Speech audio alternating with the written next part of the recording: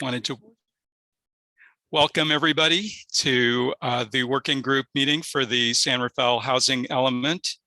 And we will begin with roll call. And let me see if I can find the list. Omar Carrera. Here. Don Dickinson. Here. Paul Fordham. I see Paul. Here. Great. Linda Jackson. Here. Lorenzo Jones. Here.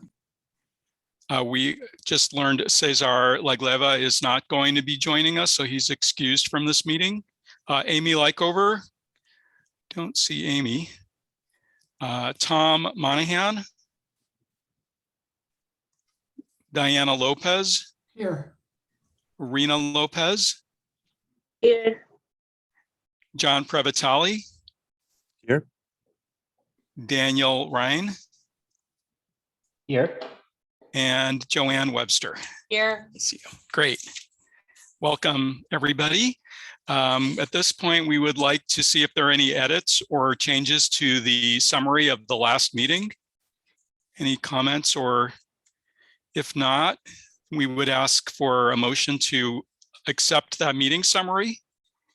I have one comment, Barry. Sure. I thought the minutes were great. So whoever took them, thank you so much. I thought you captured all of our comments really well. I also like that you didn't note who this commenter was. There was one occasion where actually Omar's name was used in the notes, and I didn't know if that was intentional or not. Yeah, we generally don't say who said what because we want everyone to feel comfortable saying whatever they like. I think in that case, it was in the context of Ricardo, our guest, talking about the program that we were doing during General Plan 2040, and it was specifically on that subject. And so we did include Omar's name. Hope that's okay, Omar. I kind of thought so, but yeah, I thought the group should know. So thank you so much. Sure, it was an exception to the rule. Great, thanks for So bringing with that that, up. I move to approve the minutes. And is there a second? I second it. Thanks. And we'll just ask you to raise your hand if you support that motion. Okay, great. We have video links so we know who you are. Great. So we're going to move on to public comment, and anybody who is in our attendees area who would like to address the working group at this point. And I'll point out that we have two opportunities for public comment. One will happen now and the other will happen at the end of the meeting after our primary discussion item. And I'll ask Alexis if we have anybody. I'm not seeing any hands raised in the among the attendees. Great. Okay, thanks. So we will continue to move on to our discussion items, and I wanted to also acknowledge Amy Lykover has joined us, and welcome. Thank you, Barry. I attempted to call you. I was in art class and just forgot. No worries, no worries. That's who the phone was just ringing then. That's Okay. right. And I tried to join by phone. Great, welcome. So we're going to move on to the discussion section of the meeting, and wanted to ask Allie for some opening remarks, and then we'll move into PowerPoint presentation, and the rest of the meeting will be discussion with a couple of announcements at the end. Great, thanks, Barry. First, I want to mention that I'm going to have to leave a little early, and I apologize. This meeting is actually very important. I haven't missed any at all, but in this case, I'm going to have to leave. But I wanted to just share that we've started meeting with each of the working group members, and really over the past few weeks, and I really appreciate those conversations. I've heard some really great recommendations in terms of, you know, what we should be thinking about when we kind of look at policies and programs, but really thinking about who we should be reaching out to. And we'll continue to meet with the rest of the working group members until we reach all of you. And then I also wanted to mention that we'll be preparing policies and programs. This is intended to be the last meeting, but really need your input on the policies and programs. So I'm hoping that you can have patience in us as we kind of work through that. We'll be bringing those back. At some point, we'll schedule another meeting and have you weigh in on those policies and programs. The policies and programs are going to have to get approved by the city council ultimately, but we'll want to have your input. We're also going to receive some input from we have an affirmatively furthering fair housing consultant, so we're going to get some input from that consultant in terms of how the programs and policies address that, and as it relates to the housing element. I also wanted really quickly before Barry continues is just go over kind of what's happening in the next month or two. We're going to continue working with meeting with working group members. Mentioned that we're going to set up some focus group meetings. We've received some input from the group members that we've met so far, and so we'll be doing that. We're going to be just I don't know, crashing events. We really want community input, so we're just going to look for events that are already happening and just participate, let people know when workshops are being held and how they can participate fully in the housing element and comment in that process. We're going to hold some community outreach workshops. Some are going to be in Spanish with English translation. Some are going to be in English with Spanish translation. So we already have 2 set up. One is on July 14th. Tell your friends, it'll be on Zoom. And we will be sending out notifications and reaching out to people. We'll have flyers everywhere. So again, the first one is July 14th, and that is going to be held in English, and we'll have Spanish translation. The next one will be August 16th, same type of workshop with, held in English with Spanish translation. And then throughout the next couple of months or so, we're also going to hold community workshops where they're held in Spanish and the translation will be in English. So let's see, I think that is all I have. Again, thank you for everything that you all do. I really, truly, deeply appreciate the work that you're doing, the meaningful impact that you're providing. And I really from the bottom of my heart, thank you. Thanks, Allie. Linda, did you want to make a comment? Allie, I just have a quick question. Will there also be closed captioning in those workshops for people who are hard of hearing? We have actually recently started using closed captioning, so we'll make sure to add that too. Yeah. Great, thanks. And just a couple more updates before we begin the presentation on the sites inventory. I wanted to acknowledge Tom Monahan has also joined us now, and I wanted to introduce Liz Darby as well. And welcome, Liz. And Liz is working with us on our outreach and engagement efforts, and our also on our affirmatively furthering fair housing initiative. So welcome as well. And I think everyone knows each other at this point. So I'm going to go ahead and share my screen, and pretty much everything I have to say is included in this PowerPoint. So give me one moment. And let me just confirm everyone can see. Oops, I started at the end. We don't want to do that. Okay, we want to start at the beginning. So can everyone see the screen? Hear me okay? Great.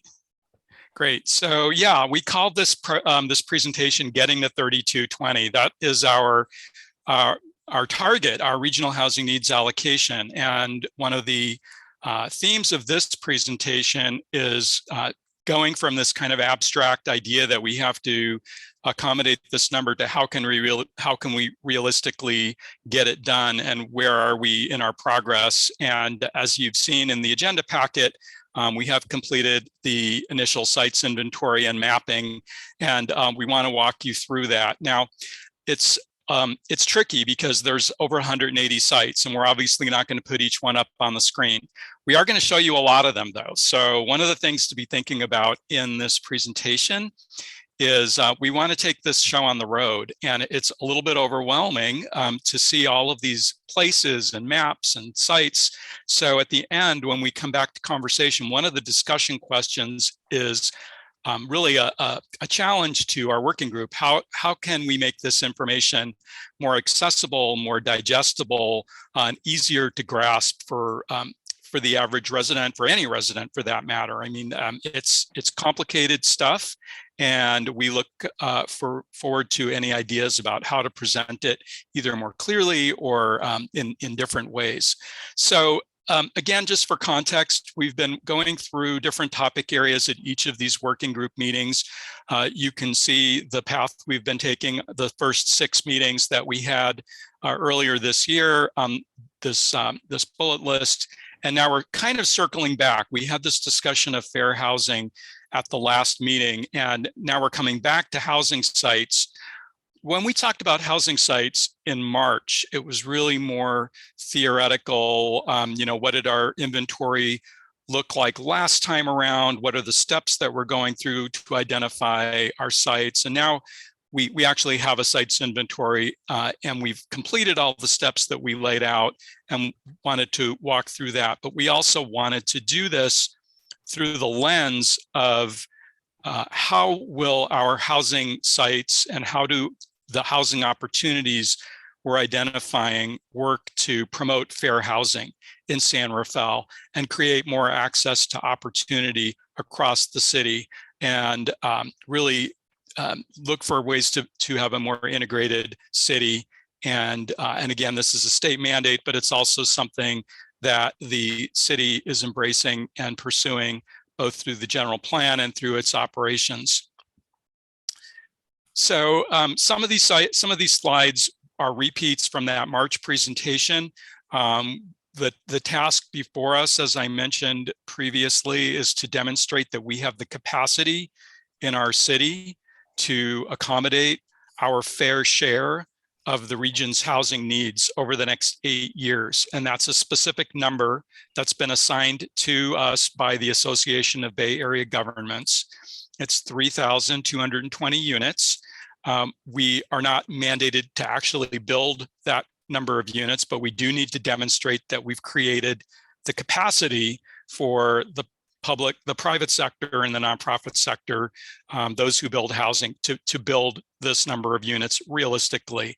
And that's broken down by income. As you can see here, we can't just build above moderate income $1 million homes. We have to build for everyone. And we have specific numeric targets for folks in different income categories. You can see the ranges, and we've talked about this before. Marin has a fairly high threshold for what is considered a low income household, $146,000 for a family of 4, which in most parts of the Bay Area is solidly moderate or even above moderate. But because we're in a county that's very affluent, there are different thresholds that are used. And I believe this is a slide we've shown before as well, which is just to say, when we talk about housing for each of these income groups, what kind of products are we talking about? Above moderate income housing is typically market rate single family houses and townhomes or higher end apartments and condominiums. Moderate income is sort of the mid-range of the market rate apartments. Many of our accessory dwelling units, smaller condominiums, and so forth. Lower income units are smaller accessory dwellings. And then as we get into the low and very low, more housing that's built with income restrictions or rent restrictions or ownership restrictions and so forth. There's some form of subsidy generally involved in creating the housing that's serving low and very low income households. And the state has determined that a site is only acceptable to meet the needs for low and very low if it's zoned for at least 30 units per acre. So what they're essentially saying is this is multifamily housing. It's theoretically possible to build single family homes that are serving low and very low, but it's really difficult with the construction and land costs that we have. So just some ground rules for the site inventory set by the state. The site doesn't have to be vacant. And if you designate a site, that's not a mandate to the property owner that it be developed. It's also not a mandate that the property can only be used for affordable housing. If it's designated a low income site, it's really more of an acknowledgement that this site presents an opportunity for affordable housing or for market rate housing. It's also not the be all and end all list. And by that, I mean, housing can be built on other sites too. So if we missed a site, which of course I'm sure we did last time around 8 years ago, there were a whole lot of sites that were that were not counted where housing ended up being proposed. So we encourage housing everywhere where residential land uses are allowed, but we're really looking for the best sites and the sites that seem to make the most sense and that are available. So again, this is a repeat, which is just to say the state has passed a number of laws that indicate what makes an acceptable housing site. Generally, they have to be more than half an acre, less than 10 acres. The state says if you're identifying non-vacant sites, in other words, a site that has an active use, you have to provide substantial evidence that it's a good site that could actually redevelop. Barry, I'm sorry to interrupt. Sure, Amy. You said more than 0.5 acres and less than 10 acres, but Did I flipped it. Okay, the site has to be either, oh, I see. Yes, I understand. So the slide might be incorrect. Well, I may have just said it backwards, but if a site is less than a half an acre, we have to show that it's acceptable, that it's adequate. If it's more than 10 acres, we have to show that it's acceptable. But if it's in that sort of the Goldilocks range, right, between half an acre and 10 acres, the state accepts it. Okay, that's the site. Those are the kinds of sites where housing gets built. So that's the message here. And then there are also some rules for carrying sites over from one housing element to the next, which we've talked about before. So first, I'm going to go over the good news, which is that we have adequate capacity zoned in the city to meet our assignment. We've also got an EIR that was prepared for our general plan that looked at the environmental impacts of adding the quantity of housing that we've been asked to plan for. So there's a level of environmental clearance for a lot of these projects that's built in. We also have higher density sites across the city, and some of them are in what we call high resource areas. These are more affluent parts of the city that haven't seen a whole lot of affordable housing in the past. And as you'll see in a couple of slides, we have a lot of projects in the development pipeline. And by the pipeline, this is things that are approved but not yet built. But we're also going to talk a little bit about projects that are not approved, but that have been proposed or in various planning stages. I didn't want to call this the bad news because it's not necessarily bad news. It's just less good news. And that is that a lot of the housing sites we've identified are not vacant. They have active uses on them. A lot of the development that's in the planning stages now is market rate housing. We have a couple of affordable housing developments that are planned, but nowhere near the number that we need to meet the RHNA. And as we heard at a previous meeting, it's hard to get financing for affordable housing in some parts of the city that really need affordable housing. And we still have large areas of the city that have very limited opportunities for higher density housing. So this goal of providing opportunities in all parts of the city is a hard goal to reach. And one of the things we want to talk about is what can we do, or what are some of the ways the city might think about creating more affordable opportunities or even less expensive market rate opportunities in some of our single family neighborhoods. So cutting to the chase, here's the summary table, and I'll pause here for a minute because I want to give everyone a chance to absorb this. This is the same information that was in the staff report. What we're basically showing here is that we have, hopefully you can see my cursor, 781 units of housing that has already been approved, that's not yet built, that we think will come online during the next 8 years. We also have about the capacity for about 250 units of housing on property that's zoned for low or medium density residential. This is mostly single family, but some multifamily housing or townhomes. About 500 units on sites that are zoned for high density residential. The largest category, over 2,000 units on sites that are zoned for commercial or mixed use designations outside of downtown. And then about 1,800 units on sites that are zoned in the downtown mixed use area. So that's almost 5,400 units of housing. And our target was to produce 3,220. So you can see we have a surplus of capacity in all of the categories, particularly in the above moderate income category. And I'll explain why we have such a large above moderate income surplus, I think, on the next slide. Okay, we're going to go through this first. These are the projects that are approved but not yet built. Again, I won't pause on this too long, but I do want to point out that of the projects that are approved, that we're now seeing some of them coming out of the ground, these projects will meet 15% of our low and very low income assignment. And some of those projects include the new Vivalon housing development downtown that just broke ground a couple of weeks ago, the 190 Mill Street project, which includes very low income, extremely low income units, and some of the inclusionary zone projects that are generating below market housing. And then our above moderate, we're almost a third of the way there just with the projects that are already approved. So that's kind of where we stand. So here's information that wasn't in the staff report. And we always have to save something for the big reveal. I thought that it would be interesting to look at projects that were not yet approved, but that are sort of percolating out there that we think are going to come in the next few years, to see where that leaves us in terms of meeting our goal. So we have Northgate Mall at the top of the list here, which is proposed for 96 low and very low, 811, a moderate and above moderate, 907 units.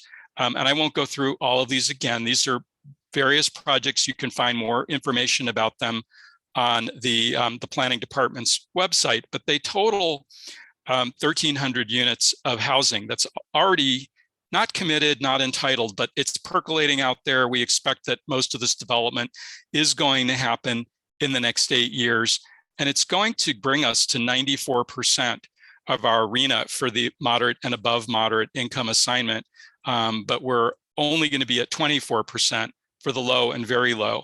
But it is over 2,000 units of housing that's either in the pipeline or that's kind of pending, that's moving forward at some level.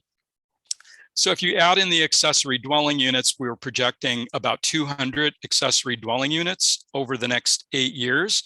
And that's based on a projection of what we've been building over the last 4 years. Moving forward, we're going to increase the rate of production to about 25 ADUs per year. We think, based on the rents that are being charged, that about 70 of those will be affordable to very low and low income households, just by virtue of the fact that they're small, either junior ADUs or they're relatively modest size. But what that'll do is that will actually push us over our arena for moderate and above moderate and gets us to 29%.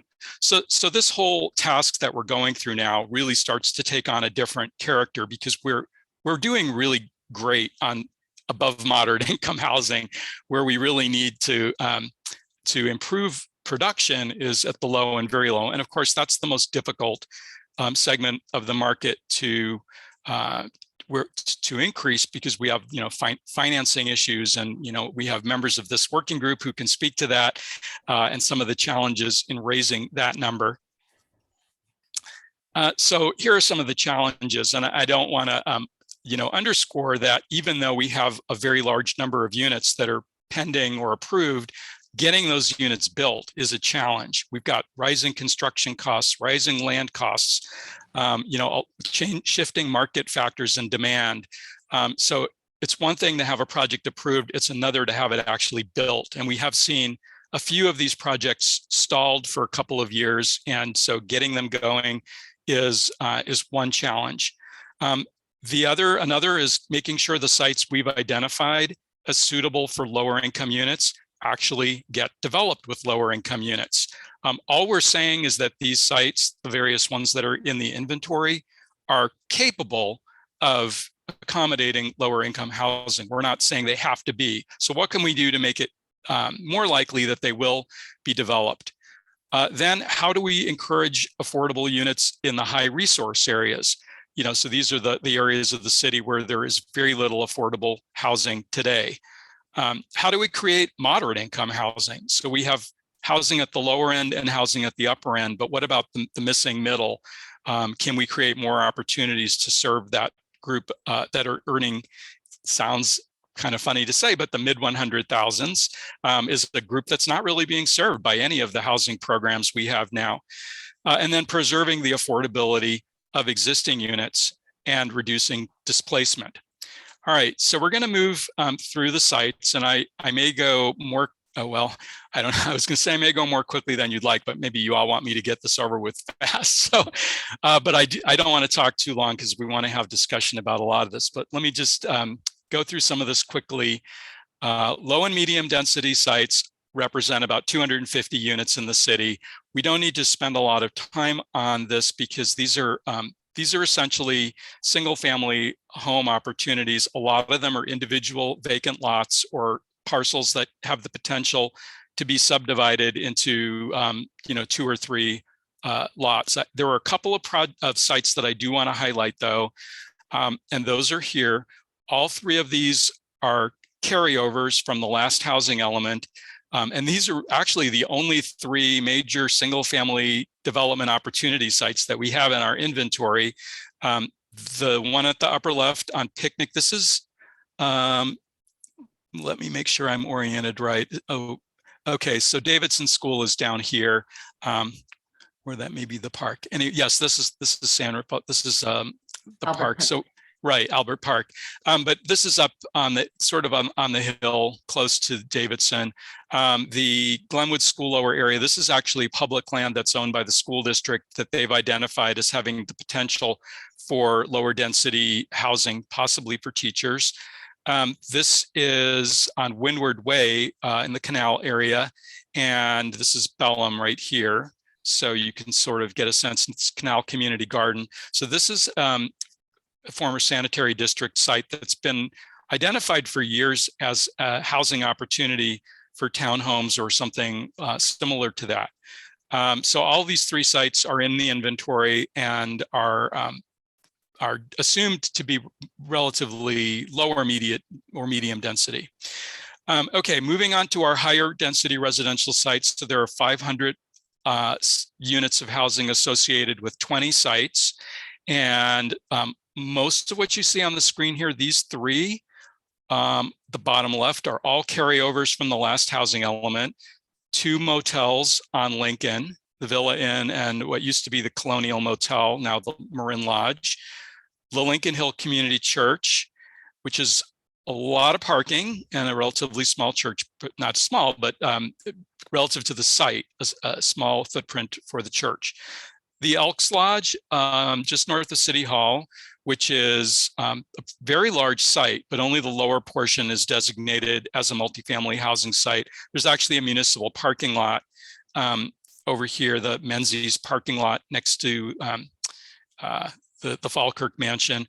And then the school district actually has identified another portion of the San Rafael High School Madrone campus that has some of the school public works facility, and that's also identified as a potential site. Now there's many more than just what I've got on the screen. I just picked these because they kind of give you a flavor of the sorts of sites we're looking at. These are on the general plan as high density residential sites, so they really have the plan and the planning in place to develop. Whether they're realistic is another question. We're working to ensure that these sites are real opportunities. We also wanted to bring up, just as an example, other kinds of opportunities that we've looked at a little bit, but there are opportunities that we're not trying to completely measure here. And here's an example. This is an apartment development near the North San Pedro Road off-ramp. And only about half of the site is developed, and there's an opportunity on a property like this to build additional multifamily units. So we haven't gone into great detail about the, in other words, we haven't done a complete inventory of all of these opportunities, but we recognize that there are properties like this that are out there that could generate additional units. This is the Montecito neighborhood. This is Valencia Street right here. The high school would be down at the bottom of this slide if it continued. But this is just an example of a street where the zoning and general plan are high density residential, but we actually have single family homes developed. So here's an opportunity, for example, if someone was to come in and assemble these lots, you could potentially replace the housing that's there now with single family homes. It's a lot, sorry, with multifamily homes. It's a lot less likely if they're owner occupied houses, but if they're investment properties or rental units, there may be opportunities like that. So that's kind of another area. We haven't done a deep dive into inventorying those kinds of sites in this inventory. So the mixed use and commercial sites, this is really, we're getting into sort of now where the big numbers are. So if we take Northgate Mall out of the equation, because that's kind of its own animal that we've already put up on an earlier slide, there are 1,137 units of potential on about 20, I think there are 29 sites. And some of those are carried forward from the current housing element, and some of them are new. We have 22 new housing sites that we've identified, and that these sites are, in total, these sites are estimated to have the capacity for about 600 lower income units. When we identified these sites, it was with an eye toward distributing our affordable housing and our lower income housing opportunities across the city in areas that don't have a lot of opportunities now. So here's some of the sites that are carried over from the previous housing element. Harbor Center, this is a shopping center on East Francisco, right next to the Yacht Club Harbor here. The Wells Fargo Bank in Northgate, in the Northgate area on Las Colinas. There's an office building on Northgate Drive in North San Rafael. A couple of the older office parks off of Redwood Highway. This is in North San Rafael also, just east of the freeway. These are all in the existing housing element, and we're carrying them forward. So there will, again, I want to emphasize, these projects don't need to be rezoned. The zoning is already in place for housing to be developed on these properties at 43 units per acre, which is multifamily. So there's nothing changing on any of these sites. It's just a matter of us acknowledging they were good sites 8 years ago. They're still good sites for the next 8 years. Actually, these are the sites we're not carrying forward. So here are some sites that were in the last housing element update that we've dropped from the inventory. So for example, we've dropped Marin Square from the inventory because it was purchased a couple of years ago. They've rehabbed the whole facility, they've invested a lot in improving the shopping center, and we think it's a less realistic site. Northgate 3, this is up by where the CVS is, just next to the mall. Black Bear Diner is right here. So this site was in the last element, but with all of the housing that's proposed at Northgate, we've taken the site off the inventory. And I want to emphasize, again, that doesn't mean housing can't be built there. It just means we don't think it's the best site in the city, given that there are all these other opportunities. So someone could still come in and propose housing on any of these sites, but we haven't listed it as an opportunity site. A couple of the office buildings on Las Colinas, just on site visits, and this building was purchased by Kaiser for various reasons. We've removed some of these properties. I won't spend a lot of time on this, just to say that we did identify additional properties by going through this very complex numeric exercise of mapping all of the underutilized properties in the city based on the value of the improvements and the value of the land and the ratio of the built square footage of what's on the lot versus the size of the lot. And we identified several new sites. I'm not going to go through all of them because it would take too long, but a few that I want to highlight. 900 Las Colinas. This is an empty office building that's up here behind the Safeway. 30 Smith Ranch. This is the Bank of America. It's been closed since COVID started right there on, I mean, it's not operating at the moment. I'll say that may reopen, but we've identified that as a potential site on Smith Ranch Road.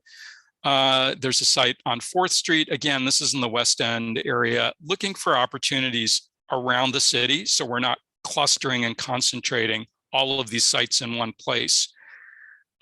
These two sites, this is Public Storage and Northgate Security Storage right next to the SMART station. So the station is literally under the freeway here.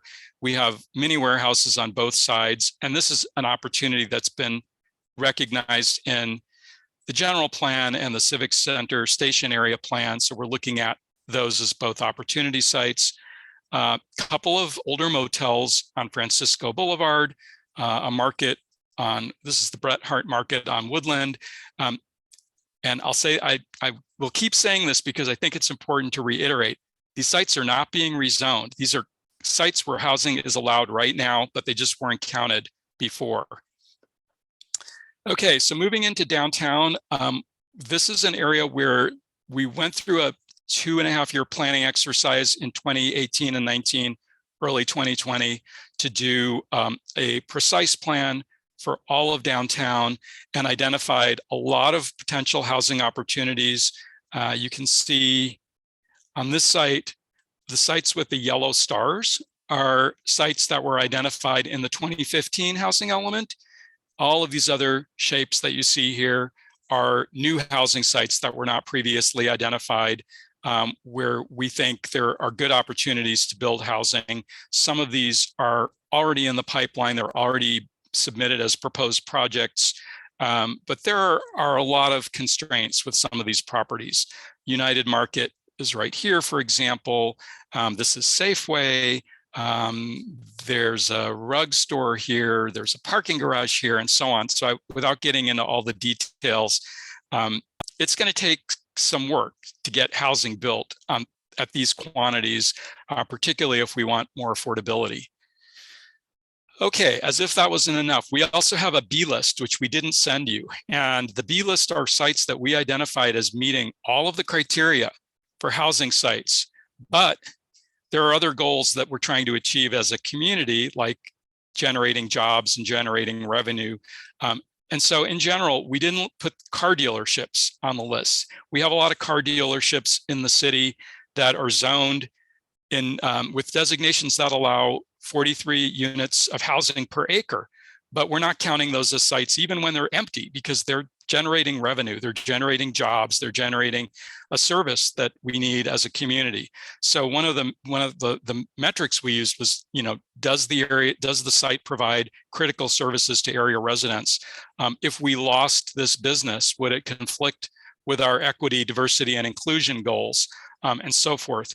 But I did want to point out there are 1,700 potential units on that list that we're not putting forward as opportunity sites. There's also what's called the Lindaro Mixed Use District, which is next to Davidson Middle School. It's an area that's kind of in transition. There are warehouses, there's business, various kinds of business, there's some industry there, but there's also office space and some other uses. And some of those properties could potentially be housing in the next 8 years, but the zoning is really not conducive to that right now. Another factor to think about, and just to give you all a heads up, we're getting close to the end here, the realistic capacity. So we have to identify how many units of housing we think are going to be generated on each of these properties.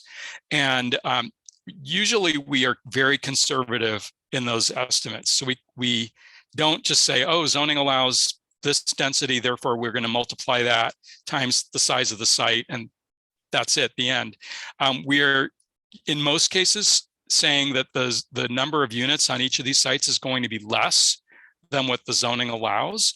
I wanted to point out that what we're seeing in the city is the exact opposite, that the number of units that are being proposed is actually higher than what the zoning allows, because developers are using density bonuses and requesting more units rather than coming in with proposals for fewer units. And as an example, Northgate Mall was listed in the last housing element as having the potential for 200 units, and the current proposal is over 1,000.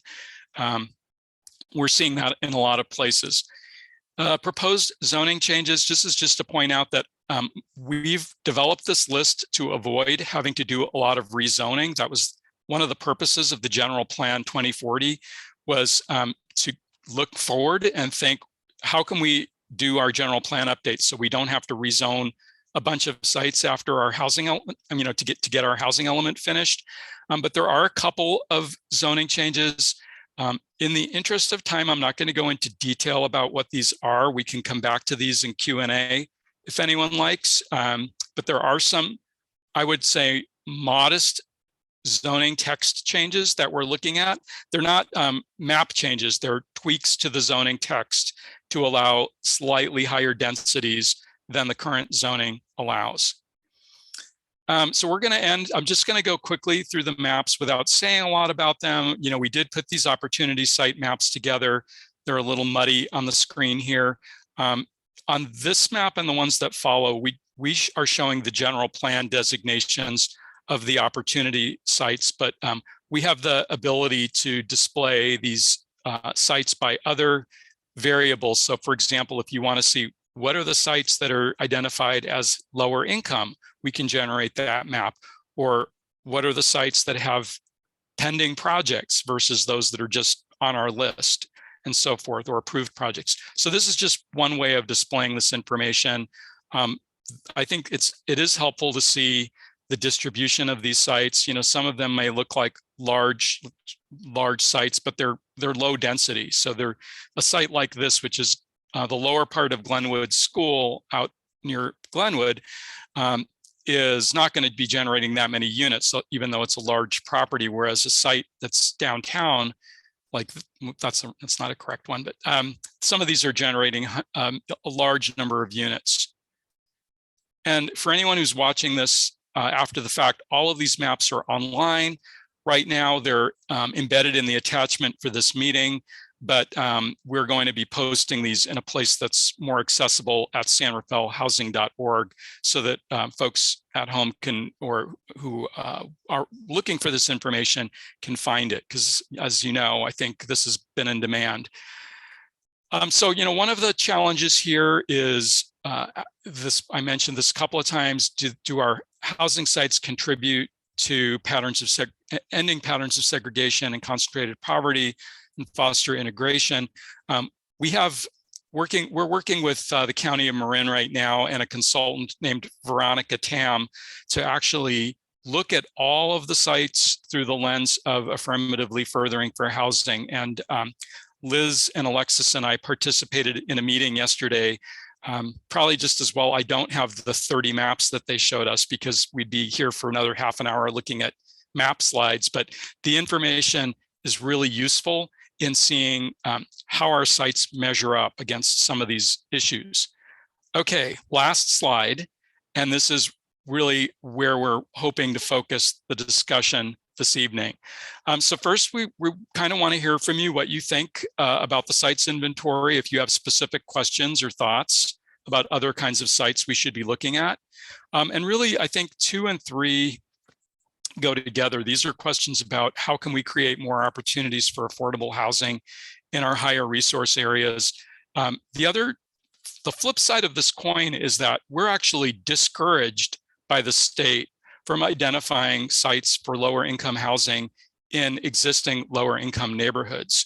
So the canal census tracts, which have a really urgent need for affordable housing, the state actually is saying, don't provide sites for affordable housing in those areas, provide them in other parts of the city, and then address the needs in those areas through other measures, or else explain to us and provide justification as to why you're contributing to the concentration of lower income households in particular parts of the city. So it's a conundrum that we're wrestling with.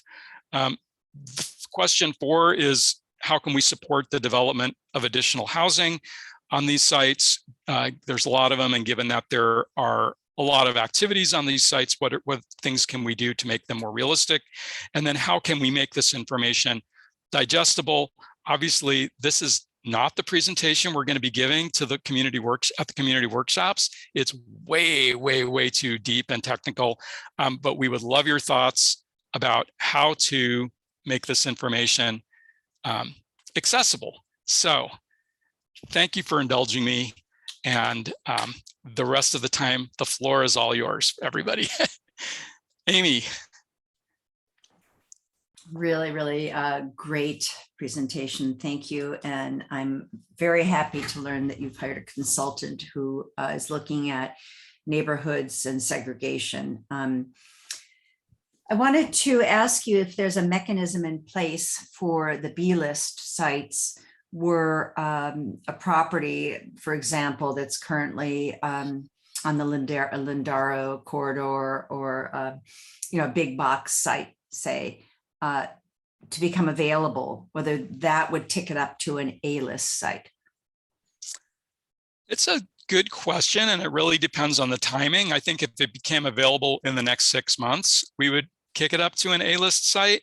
If it's beyond that, it becomes a little bit of a non-issue for us because, I don't think we would be amending the housing element to add a housing opportunity site. This is an exercise we go through every 8 years. If we wanted to lose one of the other sites and add that, in other words, if we, one of the issues here is that we need to show that we have no net loss of opportunities for lower income housing. So if we, I guess the short answer is no, we probably wouldn't move it up to the A-list at this point. Is there the possibility of including or not really being familiar with what the state is requiring and what kind of flexibility or wiggle room you have in the report, but is there the option of including that kind of notation that were a site, perhaps that's a given already, were a site in our secondary list to become available for say low income housing or a lot more low income housing that we would then be able to access it? Is you see what I'm saying? Yeah. So just to clarify too, the fact that a site is not on the list doesn't mean housing can't. We could approve housing there no matter what. If it's zoned for housing, we can approve housing there. Awesome. Yeah. That was kind of what I thought. And I had another comment, which is I have expressed myself before that the kind of housing that I think, from a neighborhood perspective should be built is not extremely dense for those who live inside of the housing structure and those neighborhoods that they're in. So I look, for example, on, I think it was Union Street in the Montecito neighborhood, where you pointed out, it's just as an example, I know it wasn't specifically that setting. Obviously, I know that area because I've taught at the high school and I understand how difficult it is to maneuver those streets. And there are children walking to and from school and, bicycles and all kinds of, stuff. And so my request is to consider the density of a neighborhood and the dangers that already exist there with traffic when you are planning, particularly, I want to say low income housing because often you have children with those in those units. That would be a concern of mine. Thank you. Okay. Barry, yeah. Barry, I want Omar to be able to go next because I think he's going to get disconnected at 5. But right before you do, Omar, I kind of just want to add a little bit of an additional commentary. There's a lot of information here. We had to go through it pretty quickly, but I want to be clear about the AFFH work and that it's not like we're picking the sites and then we're kind of throwing it on as an afterthought. We met kind of preliminarily with Veronica yesterday, and that work is happening at the same time as we're meeting today. And we would have liked to kind of have that to bring to you more comprehensively But I really want to be clear, and Liz, I don't know if you have a comment to add to this, but it may have been a small part of today's presentation, but it's really critical, and we will be making changes based on our ongoing conversations with Veronica Tam Associates.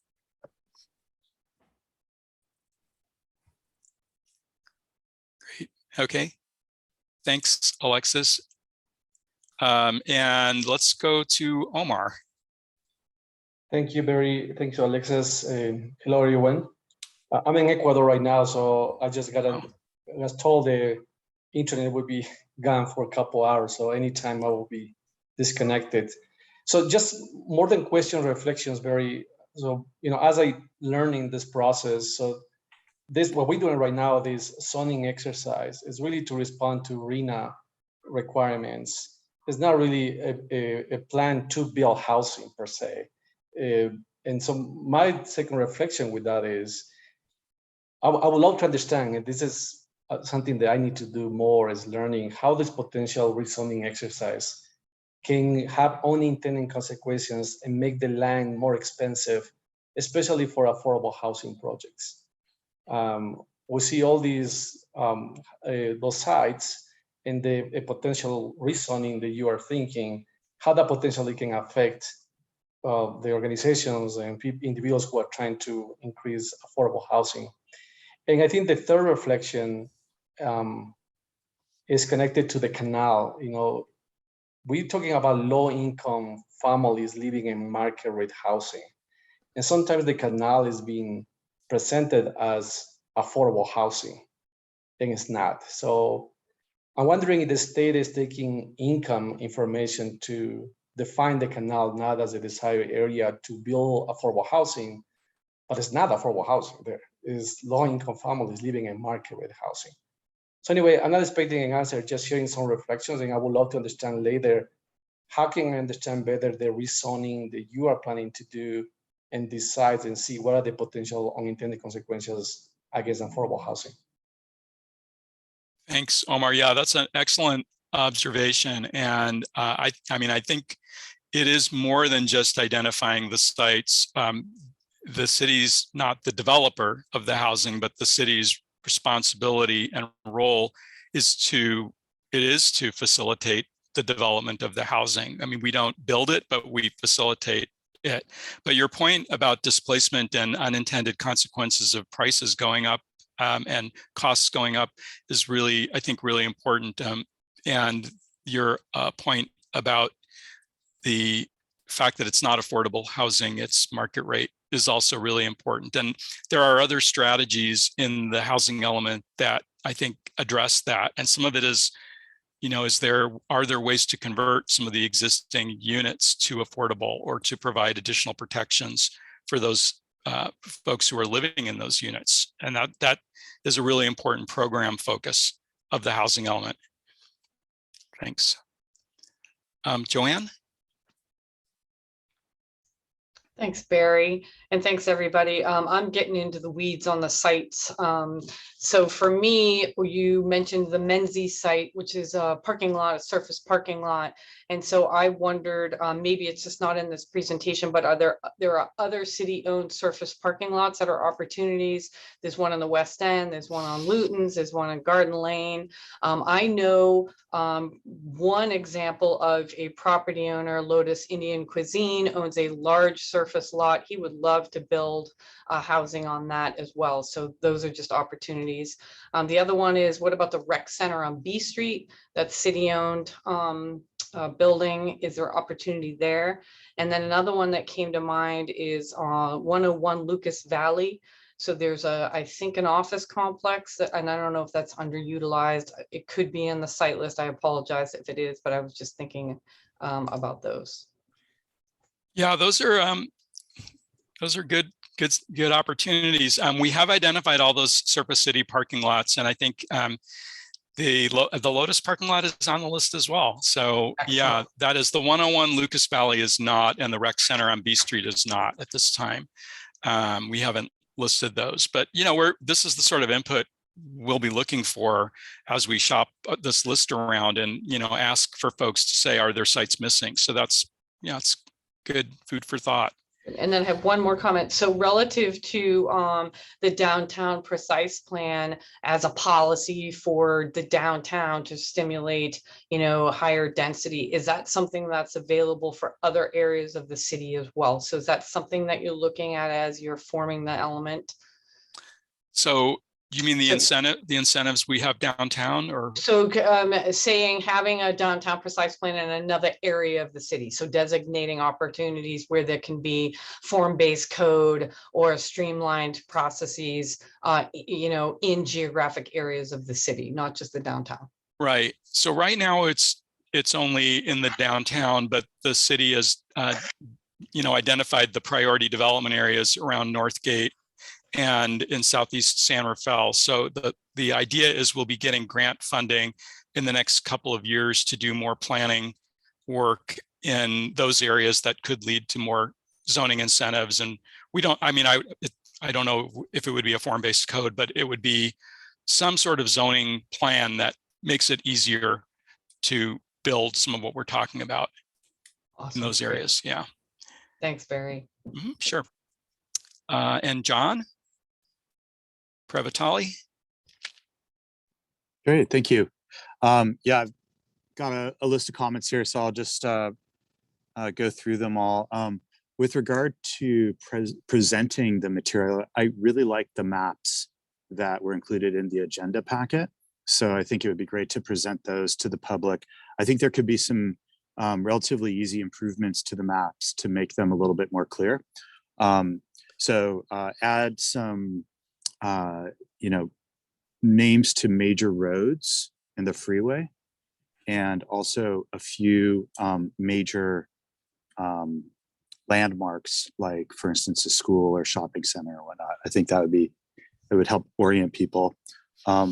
There's some of the keys to the maps seem to have some land use designations that are not on the maps. So if you could reduce the number of land use designations in the keys, I think just to show the ones that are being used on the maps, that would be helpful. And also some of the keys are covering certain portions of the maps. So those are my comments on presenting to the public.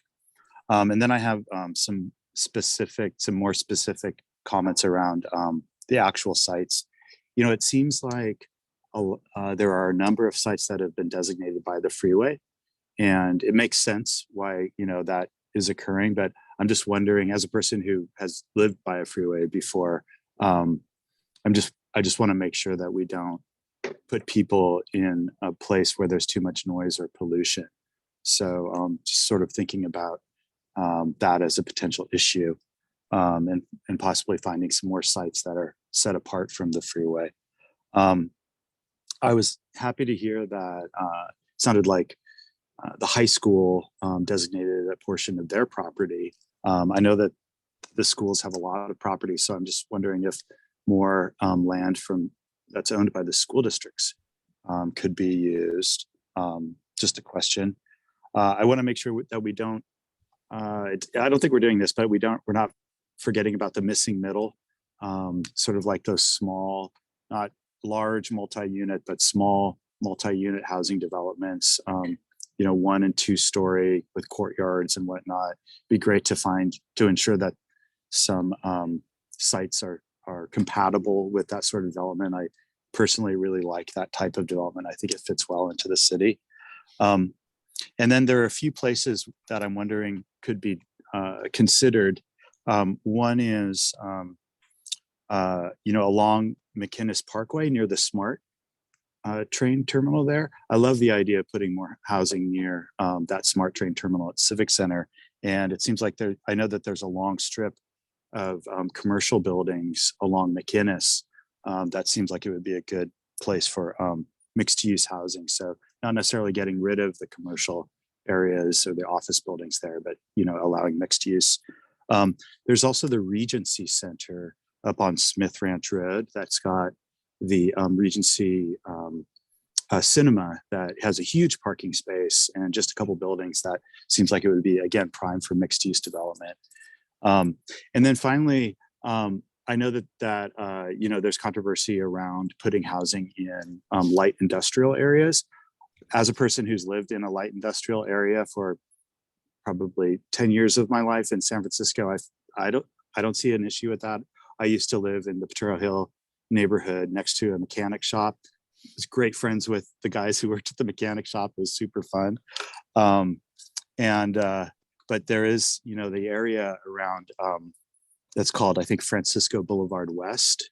That's, you know, adjacent to the Bret Hart area. It seems like it, for me, I think it would be a great opportunity to do some mixed use development over there. What else can I say? Oh yeah. You know, I know this is a hard thing to do, but I'd love to see some more, at least small mixed use developments in the single family home neighborhoods. I know that they're pretty much built out, but if there are some opportunities to put some more, you know, lower income housing in the single family home neighborhoods, I think I've mentioned this before during these calls, it would be a great opportunity for us to increase the diversity of those neighborhoods, because they are traditionally white neighborhoods that, and there's this sort of like, you know, inertia that's built up, and it's hard for people to break into those neighborhoods and go to those schools when they're not, when we don't have housing that's not incredibly expensive. So love to see more, you know, more affordable multi-unit, small housing developments in the single family home neighborhoods. So that's all I have. Thank you. Great, thanks, John. And yeah, the Regency Theater was at the top of the B list. I will sneak that information out there.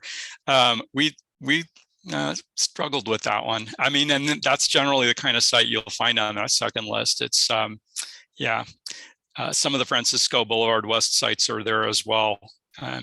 But good feedback. Thank you, Diana. Yeah, sorry, I'm just going to lower my hand. I just wanted to share a couple of things in terms of making public presentations. I think just using, you know, an example of a particular type of, you know, category, it is a good way to do it. And I don't know whether you can make the maps more kind of interactive. If you choose an example, then you can make that particular example bigger and interactive and more animated. I think your maps are pretty flat and not really three-dimensional. But if you just take one example of each category and make it more alive and put a presentation like that together, I think it would work quite well and be very effective as a public presentation. So that's one thought. My second thought is that people are buying cars in a very different ways. Folks are not so much buying cars from dealerships. They're buying cars online, having the car delivered to their home, deciding whether they want to purchase the car once it's delivered, and then sending it away if they don't want to purchase it. So my take on it is that car dealerships are soon going to be a thing of the past, and that the city needs to think in those terms as far as the future of car dealerships are concerned. So that's one thought. Second thought, and the third is actually a question. So once the housing element process is done, and you know, whatever happens in terms of acceptance and so on and so forth, what is the process going forward to watch the process or participate in the process? So obviously this is not going to be a stagnant, you know, it's not going to be stagnant. We're going to move forward in some sort of way. What does that look like? And maybe the other people on the group know, but I just don't. So if it's not a good use of time to answer that question, that's okay. I think it's a great use of time to answer that question, and you know, I'll answer in, you know, my way, but if anyone wants to chime in on that. So first of all, this is an action-oriented plan. So the whole point of, or one of the things that's kind of unique about the housing element is it's after adoption, we're going to do this, this, this, and this. It's really like a work plan, particularly for the next 2 or 3 years. The other thing is that there's an annual progress report that the city has to do every year and file with the state. And the way I've been hearing this cycle of housing elements described is that it's a contract with the state of commitments that the city is making about what it's going to do in the next couple of years. And so it's not meant to just be a sit on the shelf plan. I mean, this is an action plan. Of course, the issue is going to come back to funding and identifying funding sources to do a lot of the things that we call out. But it's more, I mean, it's a program as well as a plan. If that helps. Can I just jump in, Barry? And I just want to Yes. say this. I'm sorry, Diana, we haven't had a chance to meet, but I've met with a lot of you. Thank you for so much and very great presentation. So I just want to make sure that we're very clear that the sites is just a part of the housing element. As Alexis was saying before, right? We've got this whole affirmatively for housing. We've got a lot of policies and programs that this working group has got to come up with and develop. That also is going to be part of the document and also will be tracked ongoingly. Now, I don't want to speak for Allie, but I've already said to her on the side, I want this working group to keep staying together and let's keep doing it. So I don't think that your work is done. I mean, it's choice, but I don't think that this work is done. So to answer your point, Diana, thank you. We will be keeping an eye on it, but we also want you to help us keep our eye on the ball as well and make some of these changes happen. So I just wanted to throw that out. And you're exactly right, Liz. That was the genesis of my question: is how do people on this group or another group or however you design it continue to participate and be part of it. Great, thanks. I'm wondering if we can go to Paul next, and then Linda, and then Amy. And Paul, Great. There you are. Thank you. Great presentation. Really, really thought it was very well done and thoughtfully done. And I know you have to shorten it for the public, but I wouldn't shorten it too much because there's a lot of well-presented process and ideas there. I had just a couple of things. I heard it earlier, and I want to re-echo the idea of city parking lots. You know, there's I don't know how we incentivize that. The idea's come up a few times, but how can we develop affordable housing, particularly, but housing in general, above the lots? Maybe even maintaining the parking lot, but have the air rights above it to be developed. And how do we incentivize that? I think that's going to be really critical going forward, as we have so little available land. And I also, your presentation talked about how the hardest area to meet is going to be the extremely low income or very low income housing units, and often that falls on the nonprofit developers. And I fall into that category. Some of the work we do at Homeward Bound, and I wondered if there's any role of this committee to really call that out at the end of the report and saying there has to be some incentives to get the lower income units built, and whether that's recommending some kind of tax changes or transit occupancy tax funding or something, because one of the obstacles we face in this community is we can't really bring in a lot of the tax credit developers because they want local match funds, and we don't have that pool. We don't have a photo approved affordable housing bond. So is there a recommendation of this group that, to really see the lower end of that market, housing market developed, is we have to advocate for some kind of match pool? I know it's not just the city, it's all the cities and the county, but that we're going to need that. And the other thing that related to that is prioritizing. Some jurisdictions have prioritized affordable housing to the front of all the approvals agendas. So if there's an affordable housing project, it gets prioritized to the first available planning commission meeting and the first available slot on the design review committee meeting and the first available city council meeting. It doesn't sit in a queue, because it's those things that can take a long time to get to the approvals that then end up costing a lot of time and money for the nonprofit developers who don't really have the infrastructure to pay for all that. So if there's any way to recommend that too, that we can prioritize approvals of particularly the lowest income affordable housing, I would recommend that. But generally, I've learned a lot. I really appreciate it. Thank you. And from the committee as well as the presentation. Thanks very much, Paul. And yeah, those are great ideas. The affordable housing bond, I think, is something that, you know, we've been talking about, and some of the other ways to raise funds. Great, thank you. And let's go with Linda, and then Amy, and then Don. So I have some background noise right now, so maybe Dawn can go and I'll wait. Okay, thank you. I think we're going to do Amy and then Don, if that, yeah, thanks. Go ahead, Amy. Thank you. I want to focus, this is for the presentation to the public on, I'm very interested, as I mentioned at the last meeting, on about demographics and the affirmatively furthering fair housing state requirement. I think people would really benefit from better understanding that. So just thought I'd throw it out. I don't know what the rest of you think. And I'm not sure that maps are the best way to come across. It may be that slides with neighborhoods listing per census tracts what the racial background is in each neighborhood, so that they better understand, and this is a state mandate and it's something that we have to satisfy, what's going on in our city, just to, so that, you know, so it'll sink in a little bit.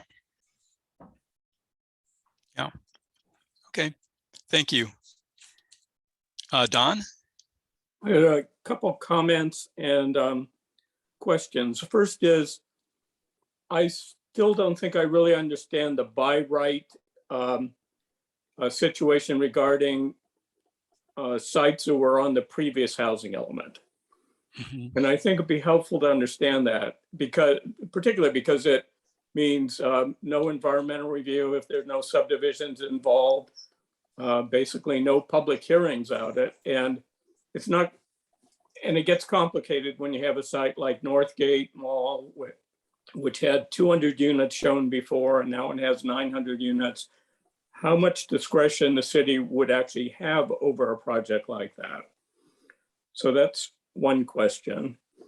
And then it's my understanding that in order, we've designated certain sites with a higher percentage of lower income housing than the city would otherwise require through the inclusionary ordinance. And my understanding is that those sites then require, or if the applicant chose to just build the minimum required units, the city would have to offer them concessions in order to get them to build the number of lower income units that are shown in the inventory list. Is that correct, Barry? I haven't actually thought of it in that way. I mean, the city would have to identify a replacement site to make up the lost capacity if somebody was going to build market rate housing on a site that we've identified for lower income, but they wouldn't, I mean, the developer would not be required, or the owner would not be required to build the percentage of lower income that we're showing. That's completely their option and choice. If they do choose to do that, then yes, the city would need to provide them any density bonus that they're entitled to under the state law. So, but those really stop at about 20% affordable or 25% affordable, unless you're going to do a 100% affordable project.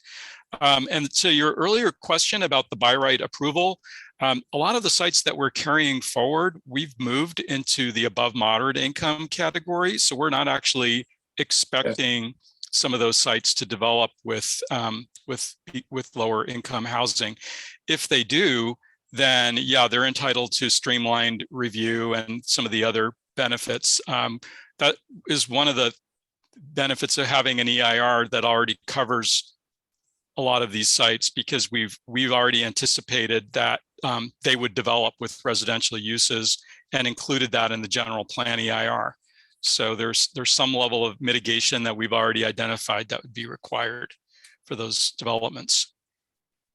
And a comment. I mean, I agree with John in terms of the desirability of making neighborhoods more mixed.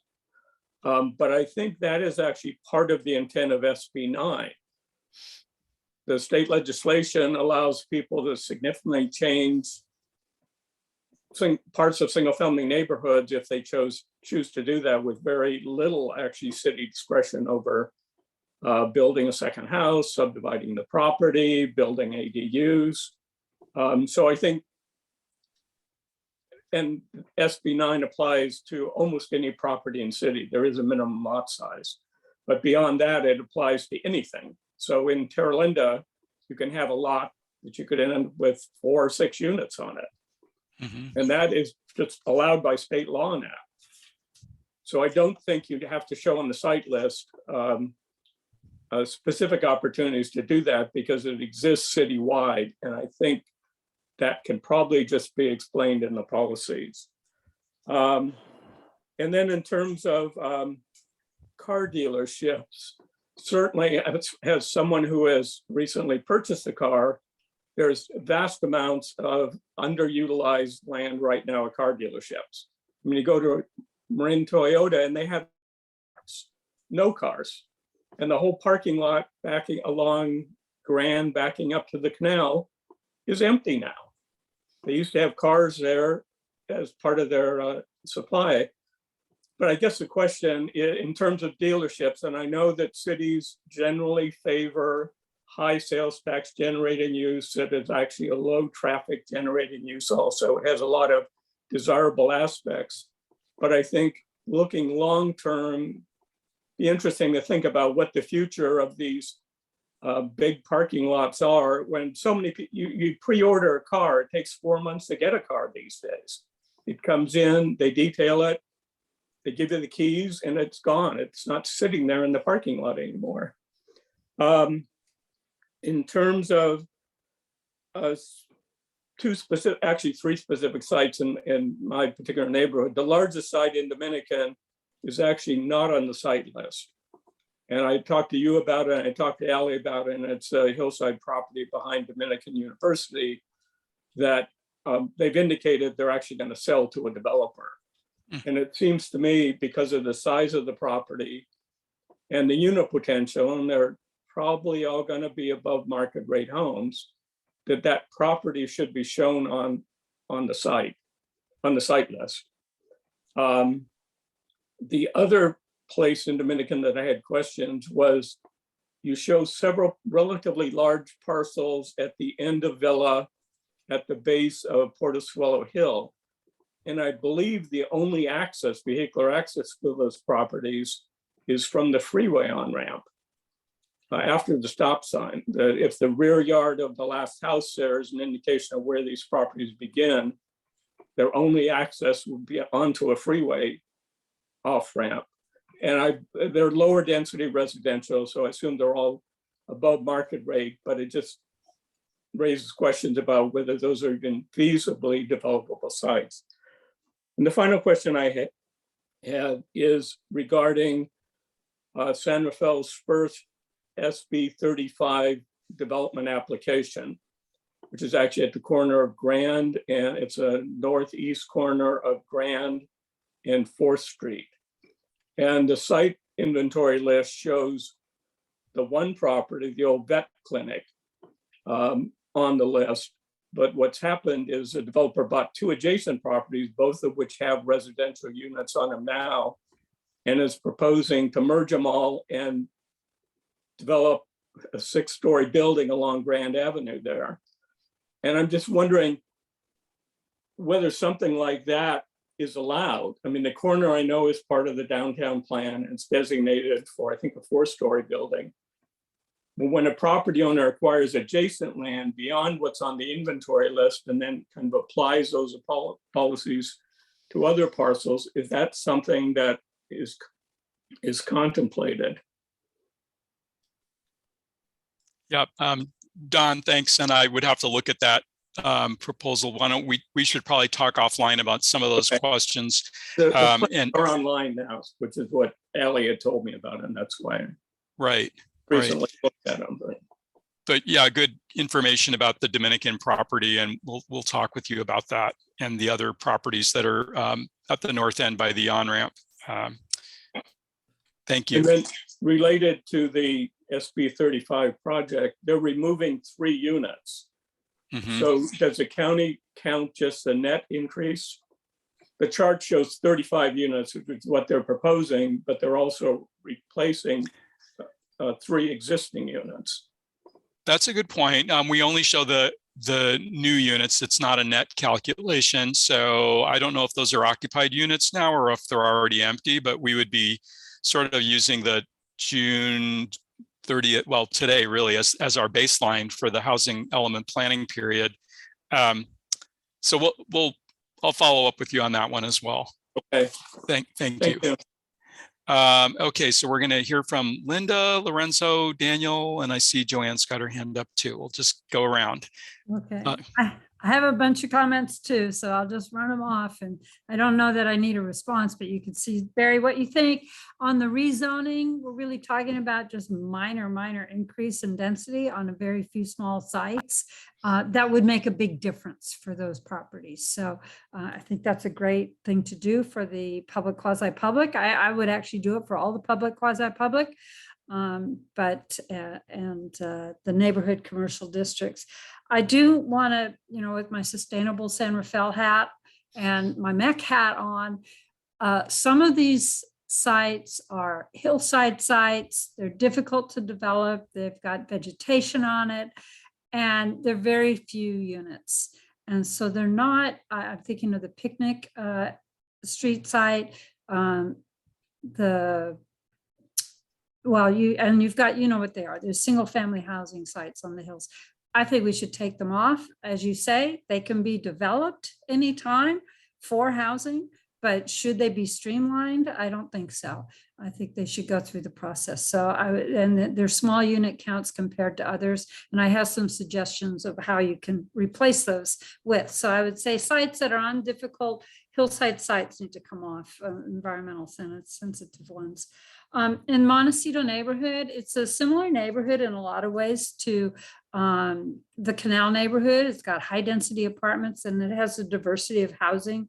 And I think we just need to be careful about losing the kind of character that you have in Montecito and Gerstle Park with, consolidating what are small, affordable homes.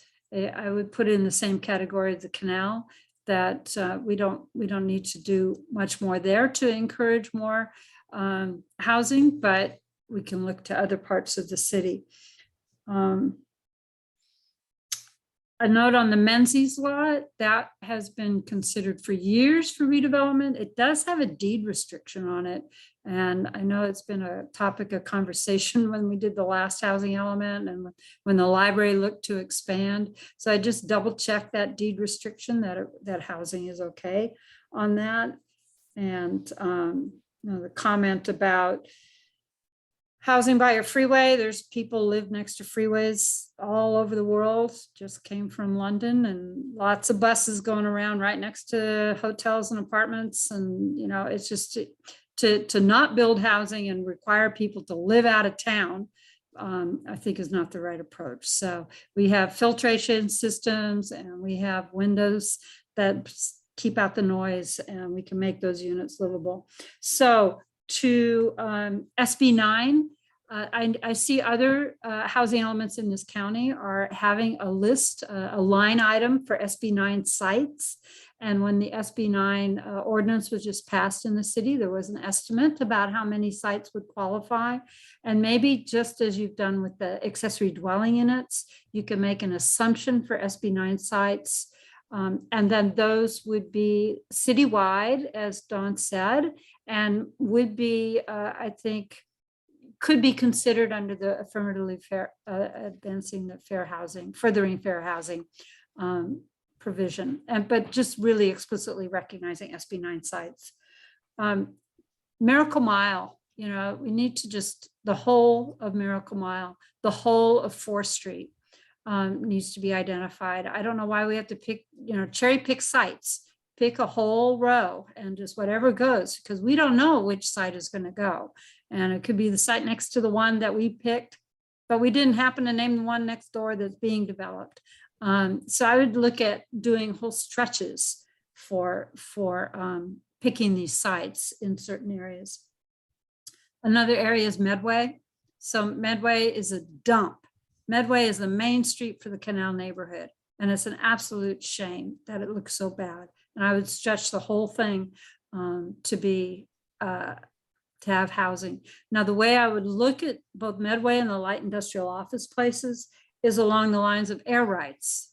So you had to keep the current use. You have to keep the current commercial use, but you have air rights to put housing above that use.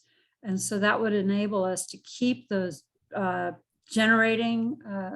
generating sites going and adding housing above. Again, in London, we saw a gas station underneath an apartment building. So I've seen I've seen car repair underneath apartments, but the first time I've seen a gas station. So it can happen with good design.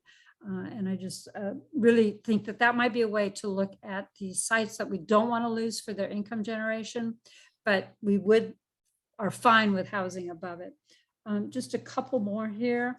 Let's see. I just want to note, market rate housing can be affordable. We have lots of market rate housing in San Rafael that is affordable. They rent at affordable rents, but they're not below market rate preserved. So we have to be careful when we talk about market rate that they're not all high income sites, that there's plenty of market rate that are at moderate and low income. In the presentation, a lot of good comments so far. I'd note that you need to be really clear what you want. Is the reason you're going out is to just do, we want to show you what we have and thank you very much? Or do we want to know what you think we can do for more housing?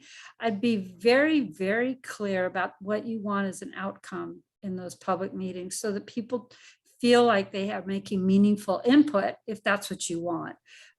If you're just doing it as an informational thing and saying, come down and support us, that's a different outcome. So I'm not quite clear on what you want out of those workshops, but I think that's important to do that. You're telling a story when you go out in a workshop about there's a tremendous need. So you need to talk about the need. And when most of these people, when you go out, I think are going to know and they'll be living that need. And so that needs to be voiced at the beginning. On the maps, I don't know that you need to include the land use designations. That begs the question about what land use designations are. I think they're helpful as a background to staff to say, oh, that's a mixed use site and that's a high density site. But I'm not sure that they can, depending upon what you want out of the workshops, that they're going to add anything. And then the last thing is that when you do have your presentation ready, do a test run. Do a test run on some people that have no clue what a housing element is and get their input, and then take it out on the show, on the road. So I look forward to going one of those workshops, and excellent work in finding 3,220 units plus that margin. Thanks, Linda. Yeah, that's a lot to absorb in your comments, and I appreciate all of it. I will clarify too that the plan for the workshops is we are going to do small breakout groups in those workshops to have more granular discussions with smaller groups. So it's not, the format will be introductory presentation that's much shorter, and then getting into some breakout groups and conversation, and then report out at the end. But all your points are well taken. Thank you. And Lorenzo, and then Daniel and Joanne. Just real briefly, I will concur with Linda and very specifically say that having a defined objective and a strategic goal for those community engagements are very, very important. You want them to be meaningful and productive, and to have hopefully a desired outcome. If not, it's just another conversation. And another point, obviously, is meeting them with where they're at, right? So a lot of this conversation we've been having, some of us are in this dialogue, but having an audience who have no terminology, background, history other than I need a home. So we have to make sure that we are specifically talking to the audience and the way that they can best receive it. So that's one point. I would say that is critical. That's critical. What is the desired outcome you want? And where is that information going to go? And then what's the mechanism for reporting back to the audience that was there is crucial. That's how you keep engagement happening. And then the third point, we're talking about the community, and then there's this group. Have you, I know we've had some developers on here. Is there any plan to bring those who are in the development world together to walk them through some type of abbreviated presentation on this conversation, and to get and hear from them? What is it that they need? What's the roadblocks, and how can we as a city support? So those are the three key points that I'm thinking of. Is obviously is the city, the working group, the community, but the most important audience obviously is are the developers as well, and clearing the roadblocks, but talking to that group and hearing specifically what are the needs and challenges, and presenting the 32 plus. Here's the opportunities. And I can imagine it might be an entertaining meeting, putting a bunch of developers in a room, but I'm sure Daniel would be happy to lead that conversation as well as Tom here. So those are just my thoughts.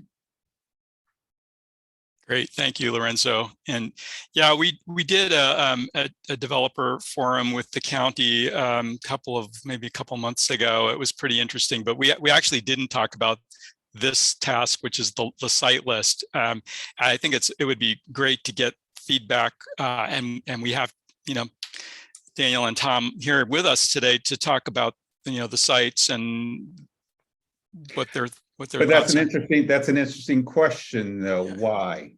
Why haven't we convened San Rafael? County is another conversation, right? But this is a big conversation for the city of San Rafael, and I'm curious as to the why. Why haven't we convened a group of developers to help support navigating some of these conversations? Because obviously they're the subject matter experts. And so it's a question mark for me, is why haven't we? Got it. Thanks. Daniel? Thanks, Barry. So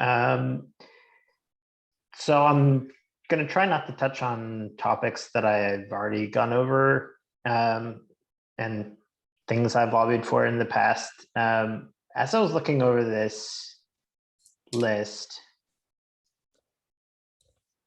it's very clear how difficult this is going to be. And there's multiple issues going on, and I'm not going to try to just be a bearer of bad news. And I think it's a very great exercise that's been done and very well thought out. But clearly a lot of the sites have uses on it, which is not surprising, right? We're a pretty built out city. And so the real question is, right, how, especially for low income, low tech deals, how are we going to compete on the market to develop these parcels to bid in the open market, especially if there isn't a lot of public funding on the county or city level? And that's not to say that there isn't any, but they can support maybe a couple deals, but not probably enough to really take these off the market and put them into a nonprofit's hands who's going to do deed restricted housing. So, but that's that's the issue is this is not what this housing element is, to figure out how to increase the coffers of the city's affordable housing fund. So, it is a little bit of a different issue, but it is going to be a challenge. The other challenge really is going, and it relates to affirmatively furthering fair housing and a lot of the challenges that I laid out about high and highest cost areas, or high and highest resource areas, right? As these indicators of, okay, the state needs these for you to be competitive for tax credits and tax exempt bonds. The part I didn't talk about is there's also an amenity map scoring section in which you need to prove that you are in proximity to grocery stores and transit that comes at certain periods of time, and pharmacies and senior facilities and schools. And in a lot of the areas that are those high and highest resource opportunities, they're very auto dependent, right? There isn't a grocery store, right? You know, these affluent single family communities actually are pretty crummy for walkable amenities. So you have these competing interests, you know, competing policies that make it extremely difficult to thread that needle, right? We need to be putting people, you know, we're trying to house low-income individuals in communities where they haven't, you know, they haven't been allowed, frankly, there's nothing in their price range.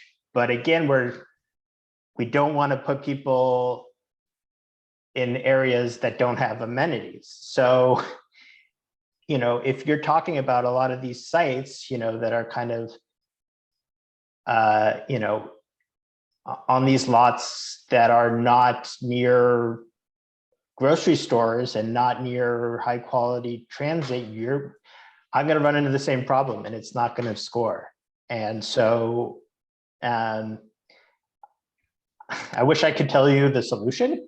I'm just laying out some of the challenges that I'm seeing, you know, between assembling a lot of the smaller parcels left, you know, having to compete for, you know, anyone who wants to bid on the open market for highest value is going to be, you know, a challenge that a lot of affordable developers are going to be facing. And then threading that needle of, okay, is it in a DDA or QCT, higher or highest opportunity area, but also an amenity rich area. It's going to be a challenge. And, you know, this is a great start to help identify those potential sites, but it's really, you know, threading that needle. And so, you know, the thing that, and this is what I have been saying, the thing that this committee can do from a funding perspective is, you know, do those things that prevent more unneeded costs for the development. And that's it's having a clear and, you know, linear process for doing this so that we're not spending millions of dollars in pre-development, getting kicked around to X, Y, and Z committee for years when the resources are already so tight and we're already competing with the market to get these sites. And, you know, I think a lot of work has been done in that, but I'll just repeat that again. And again, you know, these deals only really pencil with the higher densities. So it's not like, okay, well, fine, shucks, we can't get the higher densities, we'll just build it at lower densities. The property will not be financially feasible to build, you know, point blank, you know. So without this, it's extremely hard to just say, okay, well, then we'll build it lower. So those are my thoughts, and I'll turn it over to the next person. Thank you, Daniel. Let's hear from Tom, and then we may want to wrap up if anyone has some final comments. We have a couple of final comments.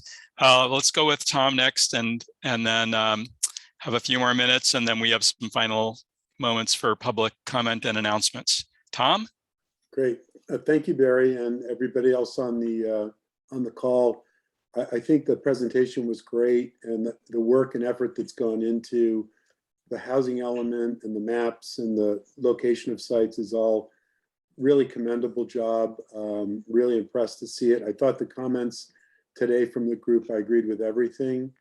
You know, I guess what I come to understand now is we've got a housing element.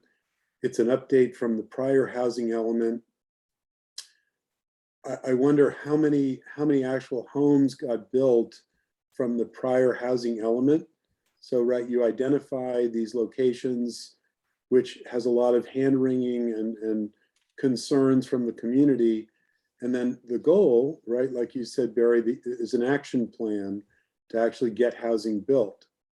And Daniel just articulated a lot of really, you know, big issues and challenges. And to me, I think there is along with the presentation that's going to go out to the community and the roadshow, would be an effort to really help people understand that we are in a housing crisis and why the state density bonus laws have come about, and that we've had a very difficult time as a community really getting homes built. And a graphic that might show that, you know, because the number 3,220 freaks people out, you know, that's just, where's that going to go? Is that going to go next to me? So we are in this change, in this kind of paradigm shift. And I don't think that the communities are actually ready for it. I don't think they've been brought along to understand the stuff that people on this call probably understand, but that, you know, that we need housing. We need it, you know, at many, many levels. And, you know, to create an acceptance within a community is its own separate PR campaign, because we've been on such a negative growth. Neighborhood groups, you know, just they really love the status quo. And when you go in as an agent of change, you're going to get a lot of pushback. And so the pushback starts, you know, now with just identifying these sites. You know, I've heard from people that say, oh, I don't want affordable housing in my neighborhood. And why can't it go someplace else? And what do all these state, you know, density bonus bills mean to me? So I think the housing element is a fantastic first step. And, you know, while you're communicating to the rest of the community, I think it would be great to help them understand that your goal really is to create more housing and, you know, to bring people along to try to support that. You know, we've had a lot of NIMBYs, you know, and very few YIMBYs. And, you know, the more we can do to help people understand that this is not going to ruin the community, but it's going to enhance the community. And, you know, a wide supply of housing helps everyone. So that would be my comment is, you know, congratulations on a great housing element. Now let's, you know, if we're really going to be serious about building these homes, let's bring the public along and get them as allies to, you know, support what we're all trying to do. But thank you for your effort. Appreciate it. Thanks, Tom. And yeah, we still have some heavy lifting to do before we can say that's a great housing element. So, but I appreciate your confidence that we're going to get there. And thanks for the words on the inventory, Linda. And then we'll see if anybody else wants to make any final comments. We do have some time for some member and staff announcements before we wrap up. But go ahead, Linda. I just want to say thank you for sharing the work of the third graders at Laurel Dell Elementary School. Hold that thought. That's part of the part of the member and staff announcements. Oh, okay. All right. But thank you. Yeah, no, that's coming. I was going to actually see if Alexis, if you could say a few words, because you were there for that. Let me just ask if there are any other comments on the main topic of conversation, which is the site inventory, before we close that item and move to the next. Any other hands up? Tom, I think your hand is still up from the previous comment, right? Yep. Oh, John Previtali. It looks like you're on the water, John. I am. All right. I'm on the ferry back to Larkspur. It's great. Yeah, just a quick question on, I thought it was a really interesting comment that Dawn had about SB 9 and, the single family home neighborhoods where, those homes would actually be turned into multi-units, unit dwellings. And this might be too large a topic to discuss in the last few minutes, but is that expected, or is there, it kind of would surprise me to see that. It seems like a more sort of probabilistic or a better path for adding more multi-family homes and moderate and low income housing and single family homes, single family home neighborhood would be to actually change the zoning to allow that in some areas. Yeah, I can respond to that. It's not required, but it's encouraged. And there are some communities that have really constrained land supply that really can't meet the arena without relying pretty heavily on SB 9. And those communities are going through a lot of effort to calculate the potential number of units. I think in our situation, we do have adequate capacity, but we don't have all of the tools to create affordable housing opportunities in single family neighborhoods. And that's one area where we may be able to leverage SB 9 to do that. So we will be including programs in the housing element that look to that. We probably will come up with some estimate of units that could be yielded, but not because we need to make our quota, to make our numbers, but because we think it's the right thing to do and want to acknowledge it and encourage it. So we're coming from a slightly different place, but I think at the end of the day, the goal is affirmatively furthering fair housing in whatever way we can. And that's a really effective way to do that in places where we really can't do conventional multifamily.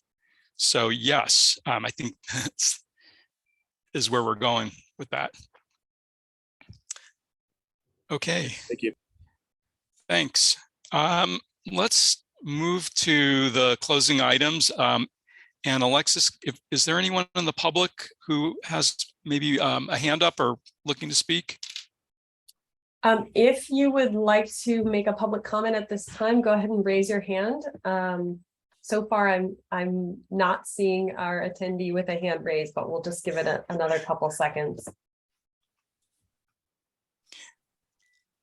If we could, yeah, and if our attendee, who we all know, wants to comment when we get to the next item on the staff announcements, that would be great too. So, Amy, I see your hand up. We're going to come back to member announcements, and I understand you have a comment on the meeting minutes. And if we can come back to that, that'd be great. So, staff announcements.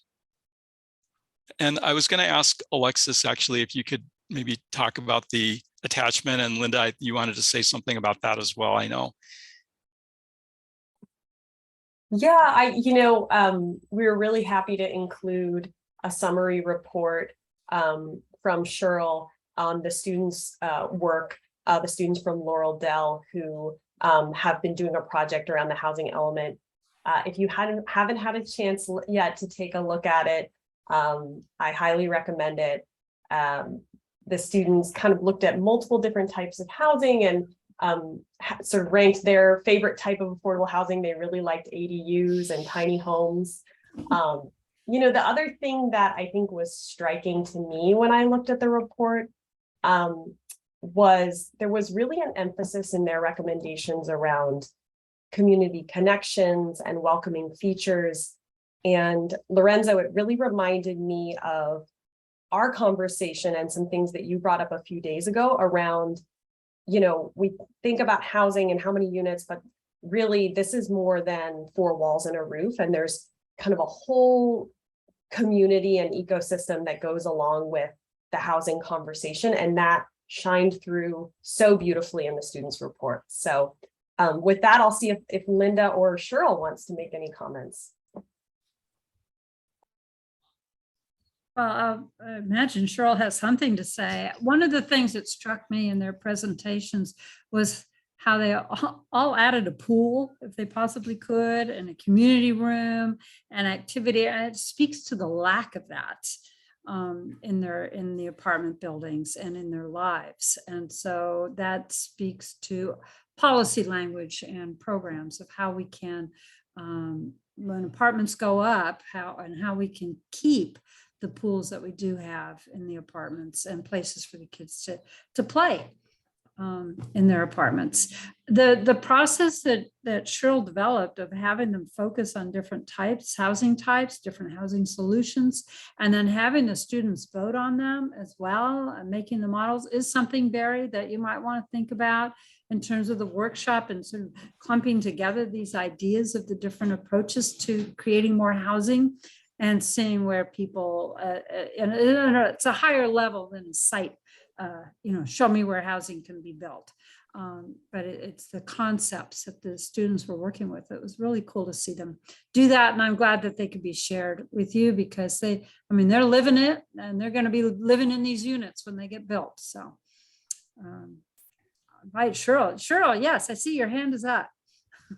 So hello, everyone. I just really appreciate this opportunity. Thank you, Barry, Linda, Alexis, and Allie for your enthusiasm and support as these young students took on some of the tough questions that you as a committee are taking on. And of course, you're dealing with it at a much higher level of complexity, but the students are really happy to be asked. They were really excited about being asked. They really wanted to grapple with some of these issues. They're deeply concerned about homelessness. They took it very seriously. They loved meeting with Linda. When Linda came, it was like a big deal to them. They loved talking to her. And it was also a reality check. They asked you if certain things were possible.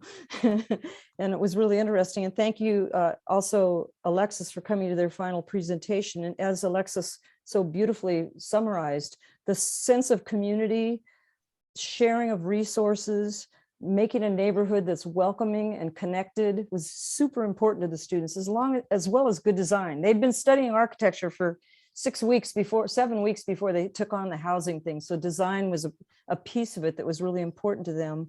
And as you all said, ADUs, the navigation center, the tiny houses, and reusing old buildings were all at the top of their list. So it was very conservation oriented and also things that they felt were really doable. We did not have the site list available yet when we worked, but we really did concentrate most of the students' proposals in the light industrial area. So I loved hearing some of the recommendations that you're making today. And also they really love the idea of why ADUs are so popular is they love the idea of a small home being on somebody else's property where you could share resources and it could be affordable to 1 or 2 people. And they might get to use somebody's pool. They really like that. So I just want to thank you all. And if their models can help you in these community engagement meetings that you're having, they're on display right now at Youth and Arts down on C Street between 3rd and 4th. But after July 22nd, they'll be available. Even some of the students, I might be able to contact some of the students to come to a meeting or two if that would help catalyze engagement or excitement on the part of adults. So we're a resource that's here, and I love working with Barry. We're continuing whatever project Barry's working on. I want to engage young people in because he's very open to it and you're very validating of their work and very respectful of their work, even though they're very young. When we first introduced affordability to them, they did not know what that was. And finally, somebody said, "Is it like when things are on sale?" And that somehow they all started to understand what affordability was. So just that very basic concept was really difficult in the beginning, but they really grappled with it. And hopefully they'll be our future leaders. As they step up through the grades, they'll be stepping in and helping this in 8 years. So thank you all. I really appreciate it. Thanks so much, Cheryl. And we will likely be reaching out to you soon to take you up on that offer. I love the idea of bringing the students in some way to the workshop that we're doing in whatever creative way we can think of that makes it work. Let's do it. Thank you. Are there any other staff announcements, Liz or Alexis? Okay. And let's go for member announcements or member comments. Amy. First, I'm so grateful that Cheryl came and spoke to how important community is to children and to all of us, right? And that's what we're all about. And that discussions have been had before that. And these are the amenities that are required by state law, but they're pools, they're parks, they're grocery stores, there's stuff like that too. Just briefly, the comments that I sent in, Barry, by email, I didn't get a response. I just want to make sure they were comments that I sent after the last meeting. I was answering something that was said. How is that incorporated into? I'm not sure that I saw that. And so I will see if I can find your email and we'll make whatever amendments need to be made. Are these just clarifications? No, it was in response to something that was said at the last meeting. I wrote a paragraph and I sent it in.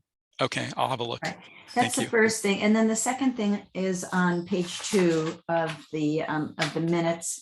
The paragraph that begins with the map book provided by staff shows San Rafael a very small African-American population. I brought that up and that conversation finished with Lorenzo's comments of what it's like being an African-American living in such a white town and what it meant to him as he was preparing to talk about what happened in Buffalo. And then at the end of that paragraph said staff noted that there are numerically more African-Americans living in San Rafael than Marin City. And I believe I made the comment, I was talking about percentage. This is my amendment. In San Rafael, it's 1.5% of our population. Marin City, it's 22.9%. So I was talking about the basic fabric of the city and not the numbers because we're such different populations. Okay, thank you for that clarification. You're welcome. Great. Are there any other member announcements? Looking for hands raised or anybody just speak? Great. It's just coming up on 6 o'clock. We don't have a date yet for the next working group meeting, but we would like to bring you back together one more time. And I believe that Alex, Shaffron, and Ricardo will be joining us for that next meeting. And that will be to review draft program language and talk more specifically about AFFH and how we're advancing that through our housing element. So thank you all, and we'll see you next time. Great 4th, everybody. Thank you. Thank you all. Bye. Thank you.